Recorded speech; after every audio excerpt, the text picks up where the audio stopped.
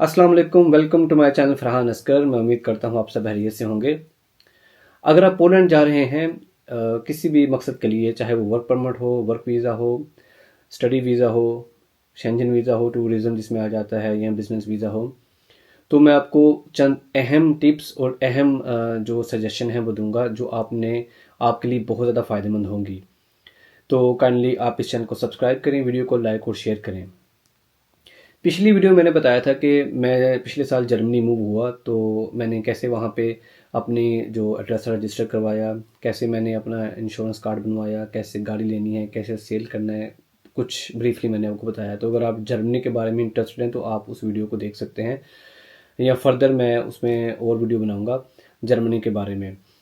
तो चलें बात करते हैं कि अगर आप पाकिस्तान से या किसी भी इंडिया या बांग्लादेश से ट्रैवल कर रहे हैं अब्रॉड, स्पेशली पोलैंड या यूरोपियन कंट्री में, तो कौन कौन सी अहम चीज़ें हैं जो आपने करनी हैं और कौन सी चीज़ें हैं जो आपने नहीं करनी। सबसे पहले जब आप पाकिस्तान से पोलैंड का वीज़ा लेंगे, work permit, study, business, tourism या फैमिली वीज़ा, तो आपकी फ़ाइल प्रोसेस होती है। होने के बाद आपको वीज़ा मिल जाता है और आप पाकिस्तान लाहौर से, कराची से, इस्लामाबाद, किसी किसी भी एयरपोर्ट से आप ट्रैवल करते हैं। ट्रैवल करके आप पोलैंड आ जाते हैं, लैंड कर जाते हैं। अब लैंड होने के बाद आपने इमिग्रेशन क्लियर करनी है। ये बहुत ही इंपॉर्टेंट स्टेप है और बहुत ही इंपॉर्टेंट मैसेज है। देखिए, वीज़ा तो आपका होता है एंट्री क्लियरेंस, कि पाकिस्तान से ये बंदा ट्रैवल कर सकता है, इसका कोई क्रिमिनल बैकग्राउंड नहीं, he is fit and right person to travel to Poland या किसी भी यूरोपियन कंट्री में। तो वहाँ से, तो लाहौर से तो आपको कोई नहीं रोकेगा, आप लैंड कर जाएंगे पोलैंड में, वारसा में। लेकिन इमिग्रेशन ऑफिसर ने भी सेटिस्फाई होना है कि जो बंदा आ रहा है, जो वीज़ा लेके आया, कि ये वाकई ही जेन्युइन है, ओरिजिनल है। उसने भी अपनी सेटिस्फेक्शन करनी है। उसके पास 100% राइट होता है कि अगर आप वो सेटिस्फाई नहीं, तो वो आपका वीज़ा कैंसिल कर सकता है। और ये ना सिर्फ यूरोपियन कंट्री में ऐसे होता है, यूके, अमेरिका, जो ऑस्ट्रेलिया या न्यूजीलैंड, ये इन तमाम कंट्री में ऐसा ही होता है। तो आपने अपने जो इमिग्रेशन ऑफिसर है, आपने उसको सेटिस्फाई करना होता है कि I am the right person, कि मुझे एंट्री दी जाए, इमिग्रेशन क्लियरेंस दी जाए। तो क्या होता है, ज़्यादातर दोस्त जो पहली दफ़ा जाते हैं उनको एक्सपीरियंस नहीं होता। तो वो जो अपनी वीज़ा एप्लीकेशन प्रोसेस करने के दौरान उनकी जो फ़ाइल होती है, फॉर एग्जांपल आपका वर्क परमिट है, अगर वर्क वीज़ा है तो वर्क परमिट आपका होगा, वर्क कॉन्ट्रैक्ट होगा, या उससे रेलिवेंट आपके डॉक्यूमेंट की एक पूरी फ़ाइल होगी आपके पास। या अगर आप स्टडी स्टूडेंट हैं तो यूनिवर्सिटी का ऑफर लेटर होगा, एक्सेप्टेंस लेटर होगा, या इससे रिलेटेड डॉक्यूमेंट्स होंगे। तो सो ऑन, बिजनेस या टूरिज्म, जो भी आपकी फ़ाइल होगी, अपने फ़ाइल चेक इन बैग में नहीं रखनी। अपनी फ़ाइल को अपने अपने हाथ में, जो वो बैग जो हमेशा आपके साथ ट्रैवल करेगा, वो उसमें रखनी है अपनी अपनी फ़ाइल। लेट्स से जब आप लैंड करेंगे पोलैंड में, इमिग्रेशन ऑफिस आपसे पूछ सकते हैं, अच्छा आप स्टूडेंट हैं तो मुझे आप अपनी यूनिवर्सिटी का एक्सेप्टेंस लेटर दिखाएं। तो आप तो कहेंगे यार, बैग तो मैं, डॉक्यूमेंट तो मैंने चेक इन बैग में है। तो वहाँ पे आपको बहुत मसला हो सकता है। और अगर इमिग्रेशन चाहे तो आपका इमिग्रेशन का जो ऑफिसर है वो आपका वीज़ा भी कैंसिल कर सकता है। और लेट्स से अगर आप वर्क वीज़ा पे जा रहे हैं तो इमिग्रेशन ऑफिसर कहेगा, अच्छा आप मुझे वो अपना वर्क परमिट दिखाएं ज़रा। तो आप उसे वर्क परमिट दिखाएंगे निकाल के, वो सेटिस्फाई हो जाएगा। या कोई भी इससे रिलेटेड कहेगा कि आपकी कंपनी कहाँ पे है, तो आपको अगर एड्रेस ज़बानी याद नहीं है और डॉक्यूमेंट्स चेकिंग बैग में है, तो आप कैसे उसे अपना प्रूव करेंगे कि मैं इस कंपनी में काम कर रहा हूँ। लिहाजा हमेशा अपने जितने भी सपोर्टिंग डॉक्यूमेंट हैं वो आपने उस बैग में रखने हैं जो आपके साथ ट्रैवल करके पोलैंड या किसी भी यूरोपियन कंट्री में जाएगा। इससे आपको आसानी होगी इमिग्रेशन ऑफिसर के क्वेश्चन आंसर करने में।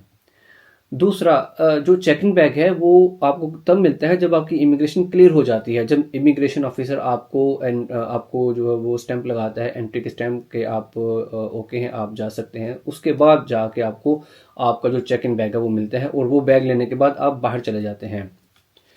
ये तो हो गया जो डॉक्यूमेंट्स आपने कैरी करने हैं वो अपने साथ रखने हैं। अब नेक्स्ट स्टेप की बात करते हैं। नेक्स्ट स्टेप है कि अब आपने एयरपोर्ट से अपनी डेस्टिनेशन पे जाना है। अगर आप वर्क वीज़ा पे हैं तो कंपनी की अकोमोडेशन है, या अगर आप स्टूडेंट हैं तो आपने यूनिवर्सिटी की अकोमोडेशन है।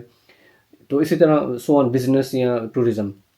तो ज़्यादातर लोग को नहीं पता होता कि एयरपोर्ट पे टैक्सी वाले जो एयरपोर्ट पे लगी होती हैं वो डबल ट्रिपल चार्ज करते हैं। और अगर फॉरेनर को लैंग्वेज भी नहीं, लेट्स से आपको पोलिश नहीं आती, आपको क्या पता वो मीटर कैसे उसने हैंडल किया है। जब आपने 5 मिनट की ट्रिप ली है तो आपको वो इतने पैसे चार्ज करेगा कि आपको आपके होश ठिकाने आ जाएंगे, 100 यूरो बना देगा। तो ये होता है लड़कों के साथ। आपने टैक्सी नहीं लेनी, पाकिस्तान से निकलने से पहले आपने पूरा अपना ट्रिप प्लान करना है कि एयरपोर्ट मैंने किस टाइम प्लान करना है। टाइम भी आपने देखना है, अगर रात का टाइम है, दिन का टाइम है, कौन से टाइम पे आपकी फ़्लाइट में लैंड करना है। आपने पेपर के ऊपर प्लान करना है कि यार यहाँ से मेरी फॉर एग्जांपल व्हाट्सएप में आप जा रहे हैं तो आपने देखना है कि यहाँ से मेरी जो डेस्टिनेशन है, कौन कौन सी बस जाती है, कौन कौन सी ट्रेन जाती है, कौन कौन सी अल्टरनेटिव ट्रेन जाती हैं, बसें जाती हैं, अगर एक छूट भी जाए तो आपने एक चीज़ का और ध्यान रखना है कि जो पोलैंड है वो ज़्यादा ठंड होती है। सर्दियों में तो बहुत ही ठंडा होता है और आप समर में जाएंगे तो फिर भी ठंडी होती है, वहाँ पर रात को ठंड हो जाती है। तो आपने हमेशा गर्म जो कपड़े हैं वो आपने अपने या तो पहन के रखने हैं या अपने साथ कैरी करने हैं, ताकि आप आसानी से अगर बस का वेट करना पड़ गया तो आपको टेंशन ना हो, आप आराम से अपने आप को कवर कर सके, अपने सर को, दस्ताने वगैरह आपके ही ईजी हो जाएंगे आप। तो आपने बस लेके टैक्सी को अवॉइड करना है, बस या ट्राम लेके अपनी डेस्टिनेशन को जाना है। अब तो इतना जदीद हो गया है सिस्टम यूरोपियन कंट्री में कि जो ट्रेनें या ट्रामें हैं वो एयरपोर्ट से कनेक्टेड हो गई हुई हैं। आप एयरपोर्ट से ही ट्रेन ट्राम लेके अपनी डेस्टिनेशन पे जा सकते हैं। ये तो हो गया कि आपने एयरपोर्ट से अपनी डेस्टिनेशन पे जाना है। फिर आपने एक और काम करना है कि पेपर के ऊपर आपने जो मेन इंपॉर्टेंट एड्रेसेस हैं, फ़ोन नंबर्स हैं या बसेस के नंबर हैं, वो पेपर के ऊपर ऐसे आपने लिख के ना अपने पॉकेट में रखना है। उसका ये फ़ायदा होता है कि फॉर एग्जांपल सम टाइम आपकी बैटरी डाउन हो जाती है, ख़त्म हो जाती है, वाईफाई नहीं होता या कोई भी मसला, आपका आईफोन या फ़ोन आपका लॉस्ट हो जाता है, तो फिर आप क्या करेंगे। इंपॉर्टेंट नंबर और इम्पॉर्टेंट एड्रेस और जहाँ पे अपने जाना है और बस का पूरा आप नक्शा बना के एक तरह का आपने अपनी पॉकेट में रख लेना है कि खुदा ना खास्ता आपको मोबाइल कहीं आगे पीछे हो जाए या चार्ज नहीं है तो आप इजीली कम्युनिकेट करके अपने एड्रेस पे पहुंच सकें, क्योंकि ठंड में आपको फिर बहुत परेशानी होगी। ये तो हो गया एड्रेस के बारे में। और ये जो अपने इंपॉर्टेंट डॉक्यूमेंट्स हैं, नंबर हैं, अपने डॉक्यूमेंट्स पे लिख लेने हैं।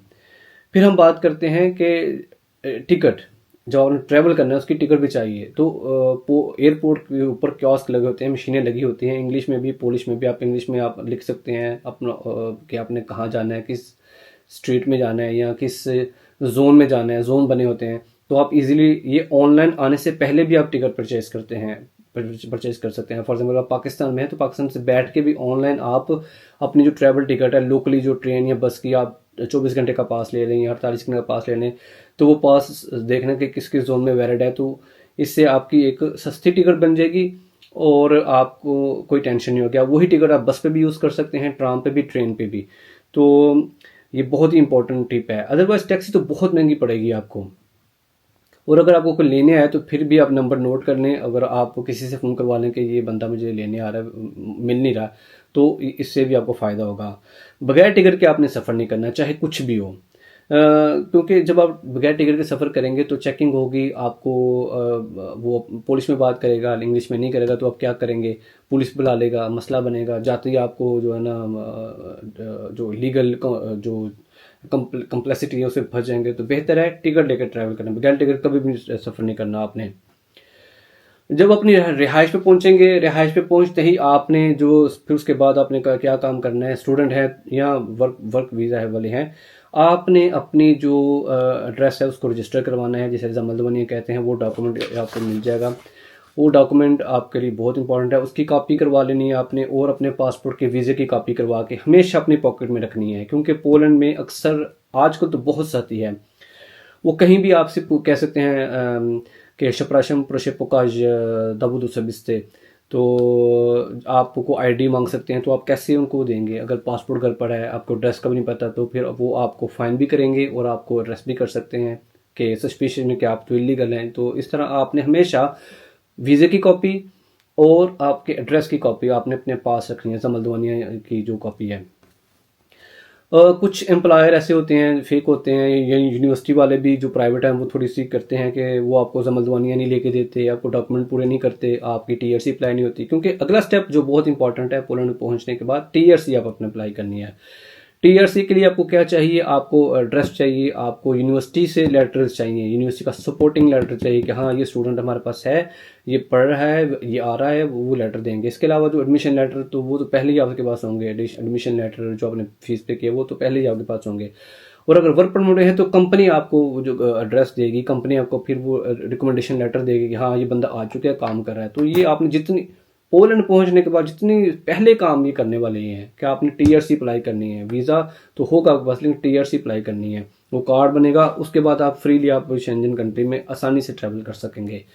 फिर इसके अलावा मैं आपको चंद बातें बता देता हूँ जो आपने बहुत एहतियात करनी है, चाहे वो वर्क वीज़ा है, टूरिस्ट वीज़ा है, बिजनेस वीज़ा है, स्टडी वीज़ा है, वट एवर जो भी वीज़ा है आपका, ठीक है। आप जब पोलैंड पहुंच जाएंगे, मैं पोलैंड की बात कर रहा हूँ, पर्टिकुलरली पोलैंड की, दूसरी यूरोपियन कंट्री की बात नहीं मैं कर रहा, तो आपने अननेसेसरी रात को लेट नाइट आपने वॉक नहीं करनी और ऐसे एरिया में नहीं जाना जो कि खतरनाक होते हैं। मैं जब नया नया पोलैंड गया था तो मुझे भी बताया गया था कि आपने रात को लेट नहीं निकलना, यूनिवर्सिटी की तरफ से बताया गया था। और आपने भी बिल्कुल, क्योंकि रात को फिर कुछ वहाँ के लोकल होते हैं, वो ड्रंक होते हैं, ग्रुप्स में होते हैं, और आपको अकेला देख के वो इजी टारगेट, तो आपको वो काफ़ी हर्ट कर सकते हैं, बहुत डेंजरस हो सकता है आपके लिए। तो आपने रात को अननेसेसरी आपने ट्रैवल नहीं करना। अगर आपकी जॉब है तो फिर भी बी वेरी वेरी विजिलेंट, बहुत ही विजिलेंट होकर आपने अपने आप को सेव करके आपने रात का ट्रैवल बहुत ही ज़्यादा आपने इम्पोर्टेंट अपने आप को सेव करके करना है। और अननेसेसरी बिल्कुल भी नहीं जाना कहीं पे रात के वक्त। ये हो गया। फिर इसके अलावा अगर आप यूरोप के किसी भी कंट्री में रह रहे हैं, अब्रॉड में रह रहे हैं, चाहे मिडिल ईस्ट में या कहीं भी, आप अपना आईडी किसी के साथ शेयर नहीं करना। पोलैंड में ये हो चुका है, काफ़ी ये एक्सपीरियंस हुआ कि लड़के आपस में रहते हैं तो क्या करते हैं कि वो आपके नाम पे ऊपर फ़ोन का कॉन्ट्रैक्ट ले लेते हैं, या इंटरनेट का कॉन्ट्रैक्ट ले लेंगे, या कोई और भी कॉन्ट्रैक्ट ले लेंगे, या कहीं पकड़े जाएंगे तो आपका आईडी दे देंगे। तो आईडी हमेशा आपने सेफ रखना है। सबसे इंपॉर्टेंट बात, आपने आईडी अपना पासपोर्ट किसी को नहीं देना। और अगर कोई लड़का कहता है चलो मेरे साथ, मैंने ये चीज़ लेनी है, और वहाँ पे जाकर तो यार मैं तो घर भूल गया अपना, मेरा पासपोर्ट, यार मेरा तो घर रह गया, यार कहाँ मैं इतनी दूर जाऊँगा, यार तुम अपना पासपोर्ट दे दो ना। तो आपने ये नहीं कहना कि यार प्रदेश में आए हैं, ओ यार कोई नहीं मेरा दोस्त है भाई है मैं दे देता हूँ, नहीं। वो आपको ट्रैप कर रहा होगा। आपने हरगिज़ अपना पासपोर्ट अपने आईडी से करके ले लो, यार तुम ले लो, कोई मसला नहीं। क्यों? वो तो साल 2 साल का कॉन्ट्रैक्ट होगा, उसमें हर महीने किस्त होगी, अगर नहीं दोगे तो वो बढ़ती जाएगी, नहीं दोगे आप ब्लैक लिस्ट हो जाओगे, नेक्स्ट टाइम कभी भी कोई चीज़ नहीं खरीद सकोगे आप इंस्टॉलमेंट्स पे। और अगर ज़्यादा नहीं दोगे तो वो सिस्टम में डाल देंगे, कल को वीज़े का मसला बन सकता है, टीआरसी का मसला बन सकता है, और वो बढ़ता जो आपका फ़ाइन है वो तो बढ़ता ही जाएगा। तो लिहाजा कभी भी अपना पासपोर्ट किसी को नहीं देना, अपनी आईडी किसी के साथ शेयर नहीं करनी अनटिल आप उसमें सेटिस्फाई हैं। अगर आप सेटिस्फाई हैं तो आप कर सकते हैं। तो ये थी आज की मेन टिप्स। इंशाल्लाह मैं अगली वीडियो में मज़ीद आपको बताऊंगा, जर्मनी के बारे में मज़ीद बताऊंगा। तो काइंडली आप इस चैनल को सब्सक्राइब कीजिए, वीडियो को लाइक और शेयर करें, अपना बहुत सारा ख्याल रखें, दुआ में याद रखें। मिलते हैं अगली वीडियो में। अल्लाह हाफिज़।